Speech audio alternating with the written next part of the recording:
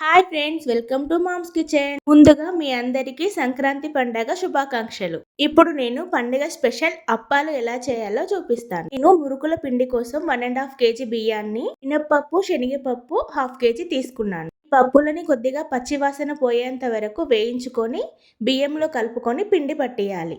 మినప్పప్పుని, శనగపప్పుని వేయడం వల్ల మురుకులు క్రిస్పీగా వస్తాయి. ఇప్పుడు ఈ పిండిలోకి టేస్ట్కి సరిపడిన కారం, ఉప్పు, వాము, అల్లం వెల్లుల్లి పేస్ట్ని వాటర్లో వేసుకొని లిక్విడ్లా చేసి వేసుకున్నాను. ఇప్పుడు పిండి బాగా కలుపుకోవాలి.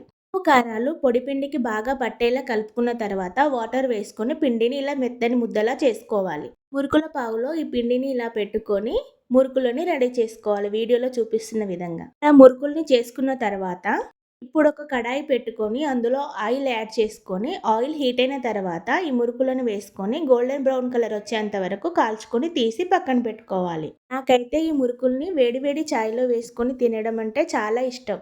మీలో ఎంతమందికి ఇష్టమో కామెంట్ చేయండి. మీ ఇంట్లో సంక్రాంతి స్పెషల్ ఏం చేసుకున్నారో కామెంట్ చేయండి. ఇప్పుడు తెలంగాణ స్టైల్లో చెక్కలు ఎలా చేయాలో చూద్దాం. నేను దీంట్లోకి పచ్చికారం వేసుకుంటున్నాను. కారంకి సరిపడా పచ్చిమిర్చి, వెల్లుల్లి, జీలకర్ర, ఉప్పు వేసుకొని మిక్సీ పట్టి పెట్టుకోవాలి. నేను చెక్కల కోసం 2 కేజీల పిండిని తీసుకున్నాను. ఒక అరగంట సేపు నానబెట్టుకున్న పచ్చి శనగపప్పు, 1/4 కిలో నువ్వులు వేసుకున్నాను.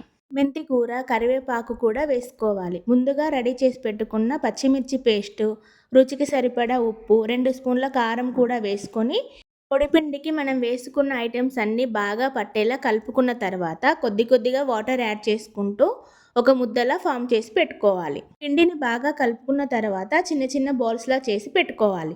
వీడియోలో చూపిస్తున్న విధంగా చెక్కల్ని ప్రిపేర్ చేసుకోవాలి. ఇలా కొన్ని చెక్కల్ని ప్రిపేర్ చేసుకున్న తర్వాత వేడి నూనెలో ఈ చెక్కల్ని వేసుకొని గోల్డెన్ బ్రౌన్ కలర్ వచ్చేంత వరకు కాల్చి తీసుకోవాలి. ఎంతో టేస్టీగా ఉండే చెక్కలు రెడీ. ఈ రెసిపీస్ కనుక మీకు నచ్చినట్లయితే మా వీడియోకి ఒక లైక్ చేయండి. ఇలాంటి మరిన్ని రెసిపీస్ కోసం మామ్స్ కిచెన్ని సబ్స్క్రైబ్ చేసుకోండి. Thanks for watching.